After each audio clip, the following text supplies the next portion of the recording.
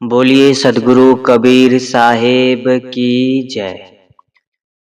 सभी संत महापुरुषों की जय।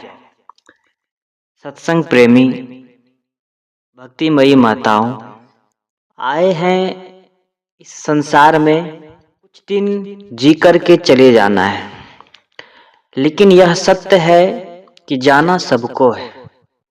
गुरुवर कबीर कहते हैं, जब जाना सबको है तो इस बात को भूल क्यों जाते हैं।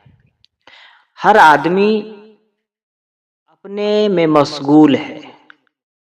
कोई धन कमाने में भूल गया, कोई पद कमाने में भूल गया, कोई प्रतिष्ठा पाने में भूल गया। तरह तरह के कार्यों में लोग भूल गए हैं कि इस किराए के मकान को छोड़कर हमें जाना भी पड़ेगा। बड़े बड़े महारथी लोग चले गए तो हम आपकी कौन बात करें। गुरुवर कबीर संसार की स्थिति को देख करके उदाहरण देकर दर्शाते हैं और कहते हैं, रमणी 45 में, हरणाकुश रावण गो कंसा, कृष्ण गए सुर नर मुनि बंसा।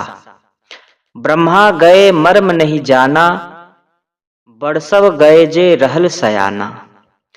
समुझ न परली राम की कहानी, निर्वक दूध की सर्वक पानी। रही गो पंथ कथिक भव पवना, दसो दिशा उजारिण भव गवना। मीन जाल भव ई संसारा, लोह की नाव पसाण को भारा। खेवे सबे मर्म हम जानी, तयो कहे रहे उतरानी। मछरी मुख जस केचुआ, मुसमन मह गिरदान। सर्प माही गहेचुआ, ऐसी जात देखी सबन की जान। कहते हैं, संसार की नश्वरता का असलियत और हकीकत पर प्रकाश डालते हुए कहते हैं कि यहाँ से बड़े बड़े नामी ग्रामी चले गए, जो अपने आप को बहुत बड़े भूपति बताते थे, जो अपने आप को बहुत बड़े ताकतवर बताते थे, जो अपने आप को बहुत बड़ा बताते थे, वो नामी ग्रामी चले गए। फिर हमें इस संसार में पदार्थों और शरीर का क्या अहंकार करना चाहिए। पुराणों के अनुसार हिरण्य कश्यप बहुत प्रतापवान था, परंतु वह भी इस संसार में न रह गया। रावण की महिमा आदि काव्य वाल्मीकि रामायण में प्रसिद्ध है। जिसके सामने सारा संसार नतमस्तक होता था, उसको भी अपने परिवार तथा समाज के साथ संसार से जाना पड़ा। कंस भी बलि और प्रजापति राजा थे, वे भी न रहे। महाभारत के अनुसार श्री कृष्ण महान प्रताप पावन शासक और राजनेता थे, परंतु उनका पूरा परिवार गृह युद्ध करके उनके सामने समाप्त हो गया और वे स्वयं भी संसार से चले गए। सुर नर मुनि भी अपने अपने वंशजों के साथ चले गए। ब्रह्मा गए मर्म नहीं जाना। इस पंक्ति को पढ़कर चौंकने की आवश्यकता नहीं है। क्या ब्रह्मा भी जीवन का सत्य का मर्म नहीं जान सके? इसके समाधान के लिए तो पुराण ही काफी है।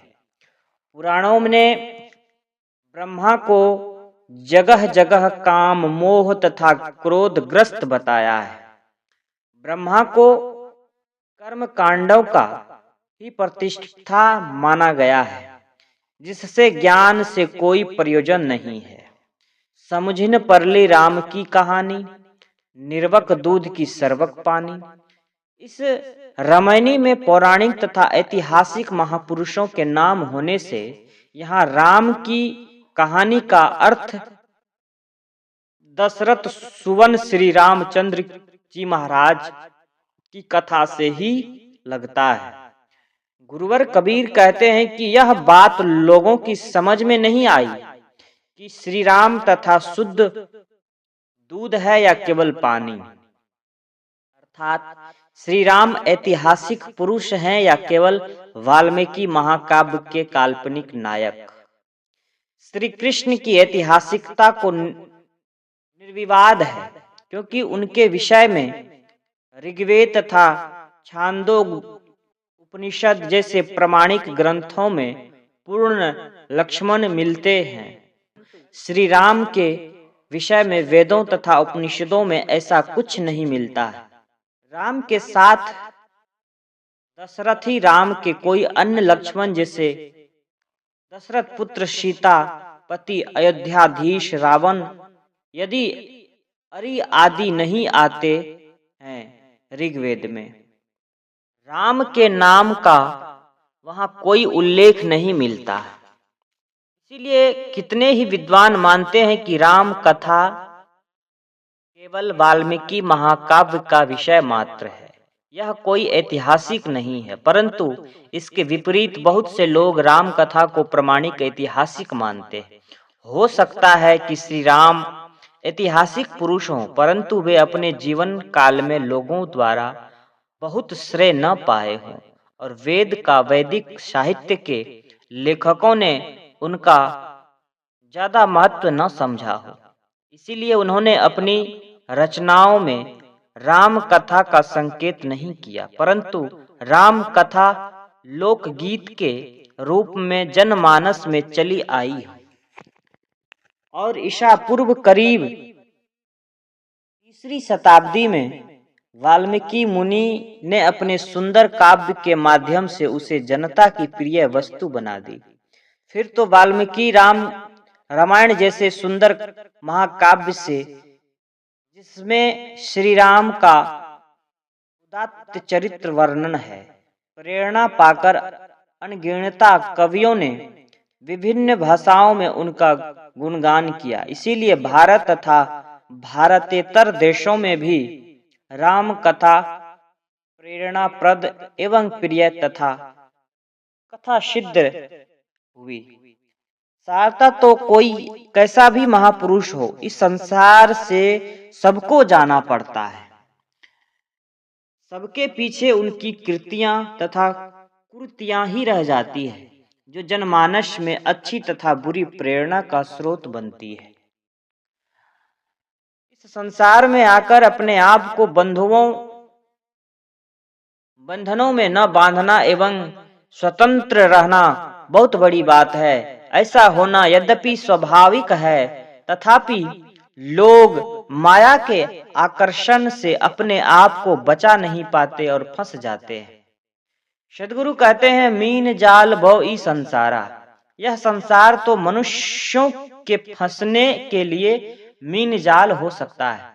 जैसे भोली मछलियां जाल में फंस जाती है, वैसे भोले मानव माया के जाल में फंस जाते हैं। उठती जवानी ही कुछ करने योग्य समय है। इसी अवस्था में भक्ति, सेवा, स्वाध्याय, साधना, वैराग्य फलित हो सकते हैं और इसी समय में मनुष्य के ऊपर माया का आक्रमण होता है। माया का अर्थ है मन का विषयों के प्रति आकर्षण, जो एक भ्रांति है। जवानी रत्न को विषयों में खो देने के बाद भी व्यक्ति अपने पास बचता ही क्या है। मुकदमा से हारे आदमी के सामने उसकी दयनीय स्थिति होती है। अपनी जवानी की उष्मा को खोना और पत्नी बच्चों में फंसकर संसार में जीवन भर के लिए उलझ जाना, यही तो संसार विषयों एवं माया के आकर्षण का फल है। लोह की नाव पाषाण को भारा। मानव लोह की नाव पर पत्थर लादकर पार जाना चाहता है, भला ये कभी नहीं हो सकता है। वह रात दिन ऐसे ही कर्म करता जाता है जिससे संसार सागर में निरंतर नीचे ही डूबता जाए, परंतु आशा करता है कि हम उबर जाएंगे। यही तो व्याह मोह है। मोह की नाव में पत्थर भरकर सब उसे खे रहे हैं। मोह की नाव में सकाम कर्मों की लादी लाद कर पार जाना चाहते हैं। विमोहित मानव संसार सागर में डूब रहा है, परंतु उसे गर्व है कि हम तर रहे हैं। झूठी भ्रम में पड़े हुए हैं कि हम तो नदी पार हो जाएंगे, किंतु ये नहीं देखता कि हम किस नाव पे बैठे हैं। भला लोहे के नाव और उस पर ऊपर से लोहा लदा हो तो वो नाव पार कभी नहीं कर सकता है। रामायणी के अंत की साखी में सदगुरु मछली, चूहा तथा सांप के मार्मिक उदाहरण देते हैं। मछली चारा के लोभ में फंसी कटिया में फंसती है, और जब चूहा उसे फल आदि खाने की वस्तु समझकर खाने चलता है तो गिरगिट चूहे के मुंह पर फूंक मार देता है और चूहा अंधा हो जाता है। आकार में दिखते हुए छुछुंदर को चूहा समझकर मुंह में पकड़ता है तो सांप के ऊपर संकट आ जाता है। कहा जाता है कि यदि सांप छुछुंदर को खा ले तो वह उसके जहर से मर जाता है, और यदि मुख में पकड़े हुए छुछुंदर को छोड़ दे तो अंधा हो जाता है। इसीलिए कहा गया है, भाई भई गति सांप छुछुंदर केरी, लीलत पीर घनेरी। जैसे खाने के लोभ में पड़कर मछली, चूहा तथा सर्प अपनी जान को जोखिम में डालते हैं, वैसे विषयों के लोभ में पड़कर मनुष्य अपने आप को बंधनों से नहीं बचा सकते हैं, बंधनों के संकट में डालता है।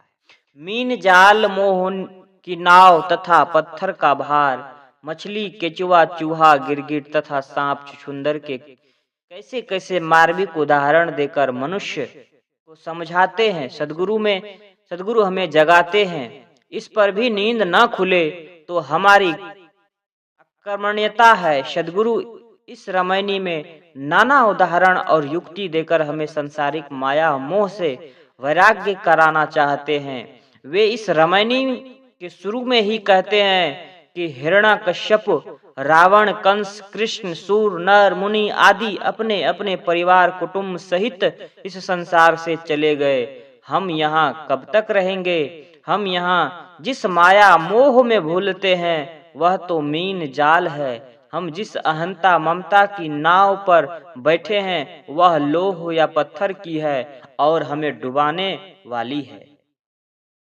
हम जिन भोगों में विमोहित हैं वे हमारी शांति, स्वतंत्रता एवं कल्याण का वध करने वाले हैं। इतने मार्मिक, इतने हृदय स्पर्शी कर्तव्य से हमारे हृदय की मोह रस्सी नहीं टूटेगी तो हमारा कब छुटकारा होगा? कब हम समझ पाएंगे कि जीवन की वास्तविकता क्या है? हमें ये मानव जीवन कब मिला, क्यों मिला, किस लिए मिला, और मिला तो कितने दिनों के लिए मिला है? बंधुओं, ये तो निश्चिंत है कि सबको छोड़कर जाना है। जितने भी हमने धन को जोड़ा है, जितने भी हमने रिश्ते बनाए हैं, जितने भी हमने पद पाए हैं, जितने भी हमने ऊंचाई को छुआ है, यह सब एक दिन यहीं छूट जाएगा। नहीं चाहते हुए भी इसे छोड़ना ही पड़ेगा, छूट जाएगा, अपने आप छूट जाएगा। तो गुरुवर कबीर कहते हैं, जो चीज छूट जाने वाली है, जो चीज से एक दिन हम हाथ धो बैठेंगे, उसे हम जीते जी क्यों न छोड़ दे? जीते जी हम क्यों न उससे विमुख हो जाए, उससे मुख मोड़ ले? क्यों हम उसमें आसक्त रहें कि वो अंत समय में हमें दुख देगा छोड़ने में? मान लिया जाए कि किसी सामान को अगर हम हाथ में पकड़े रहेंगे तो उस सामान की हिफाजत करने के लिए हमें दिन भर, रात भर सोचना पड़ेगा कि सामान को कैसे हम हिफाजत करें, कैसे हम इसको रखें। और जब मन में मान ले कि ये सामान हमारे पास जब तक है तब तक है, और जब नहीं रहेगा तो नहीं रहेगा, जब ये भाव मन में आ जाएगा कि मेरा घर जब तक है और जब नहीं रहेगा तो नहीं रहेगा, अर्थात सभी भय से परे हो जाना, सभी मोह से मुक्त हो जाना ही जीवन का असली वास्तविकता है। तब जाकर गुरुवर कबीर कहते हैं, जो व्यक्ति जीते जी मुक्त हो जाएगा, जीते जी मोह से दूर हो जाएगा, मानो उस व्यक्ति का जीवन स्वर्गमय हो गया। बंधुओं, सद्गुरु कबीर के विचारों को आप लोगों ने भी सुना। आप लोगों को यह विचार कैसा लगा कमेंट में जरूर बताइएगा। और अभी तक आप लोगों ने चैनल को सब्सक्राइब नहीं किया होगा तो प्लीज आप लोग चैनल को सब्सक्राइब कर लीजिएगा। फिर गुरुवर कबीर के अगले विचार को लेकर के मैं आप सबको सुनाऊंगा। आप सब तब तक इस विचार को सुन करके कमेंट बॉक्स में जरूर कमेंट करें। सुनते हैं कल अगला एपिसोड रामायणी 46 सुनते हैं और फिर अगले और एपिसोड को सुनते रहेंगे। हम लोग बारी बारी से पूरे बीजक को सुनेंगे। लेकिन जब तक आप इस सब को सुन करके आप लोग कमेंट करके बताइए कि आप लोगों को यह विचार कैसा लगा। बोलिए सद्गुरु कबीर साहेब की जय।